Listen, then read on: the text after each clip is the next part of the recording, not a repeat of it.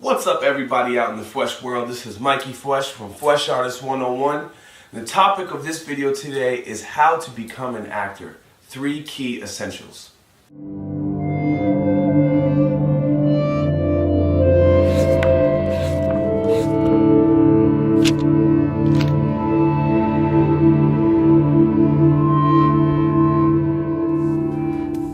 The more that you read, the more things you will know. The more that you learn, the more places you'll go. You know who said that? Dr. Seuss.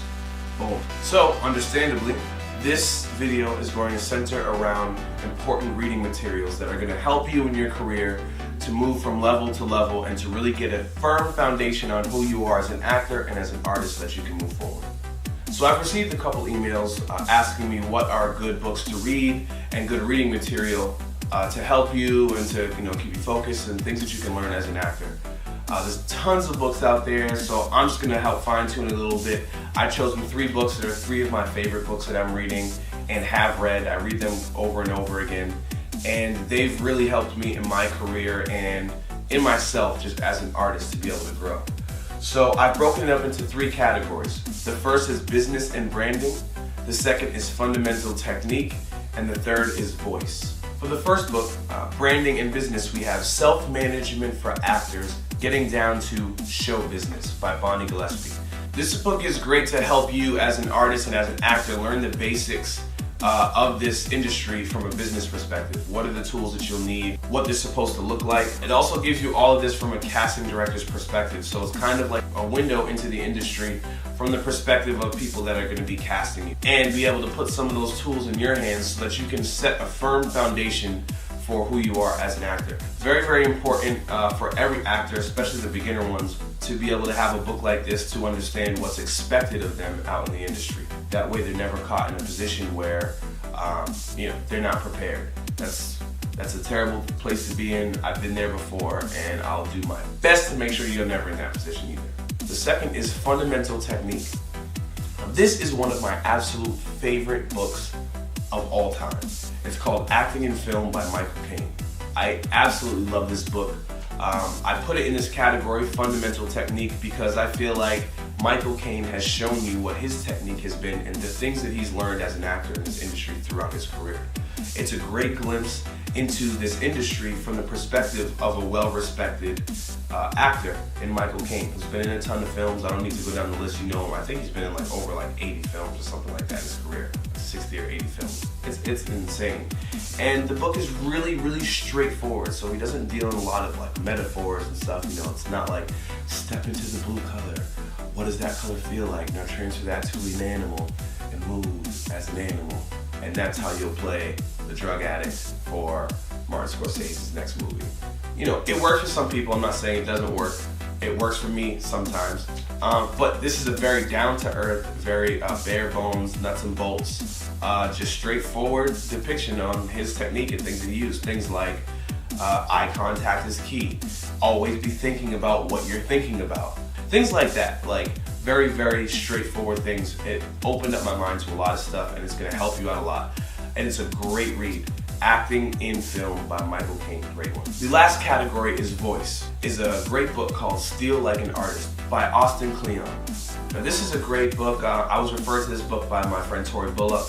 This book is less about the business of acting or technique of acting, and it's more so about who you are as an artist. So this isn't an acting book, it's an artist book, just a general umbrella of artistry. And it helps you to learn your place in the world and history of art. Forget industries, forget groups, forget unions. Being an artist is something that exists outside of all that. And this book helps you to learn what your voice is and to learn how to create. You are an actor, and we can get caught up sometimes in wanting to get booked for roles and wanting to go out on auditions for things that other people have written and yada yada. And somewhere along the line, we kind of forget that we are artists too, and that sometimes you have a voice, or you have a story, or you have something that you want to express and create, but you can't always do that when you're doing everyone else's work. And so this book helps you to learn what is your voice, what are things that you care about, and how you can bring those things into the artistic world. He speaks also about this one particular thing called artistic lineage, which has helped me over the years really feel like I have a place in my generation in the history of art. So it talks about like feeling like, you know, you're the next member of that family tree of artists that have come before you years and hundreds of years before you, and you are now the one ushering this new generation of artists. So it's very empowering, and I think it's something that every artist should learn within themselves. Like, why do I do this? What's important to me? What are the stories and the things that I want to tell? What do I want my body of work in my life to really say? And how to create, how to feel confident creating, how to feel like an artist, or how to take from things from the world and from other artists, and from, you know, not plagiarizing, but how to take these things, mash them up together, and create your own piece of work through that. You know, that's really, really important, because those times between auditions, every artist should know how to write, and they should know how to find people that can write and create things themselves, because your voice is very important. There's not a new idea under the sun in film or television or anything like that. No one's coming up with the most new idea ever. Everyone's doing something that has been done to some extent before and in different ways. But what's important is the telling of the story and the voice. You can watch a Spike Lee film or a Quentin Tarantino film, and you know immediately that this is their film. They have a specific voice, they have a specific style that makes them who they are. They talk about things that you know are things that they find important and things that they find interesting. And it's their voice that makes them special. But I think it's important, especially in the foundation of every artist, that you learn what your voice is. But once you know that, you start to understand your importance for your input and your perspective in this world of art. This is not a collection of just professionals. The world of art is a collection of everyone's perspectives and ideas, and the differences and the similarities between them. And your voice is just as important as anybody else's voice. So find your voice, find your style, find what you care about. And when you put these three things together, branding and business, fundamental technique, and voice, you are well on your way to becoming a really, really great actor.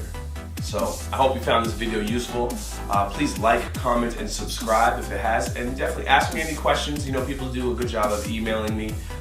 Send any questions through comments or email me, and definitely subscribe to this channel if this is your first video that you're watching. I post 2 times a week. On Monday, I do my Monday motivation videos, and on Thursday, I do my training videos for actors and artists. So tune in on Mondays and Thursdays to see updated videos on any particular subject. Thank you very much, and stay questioned.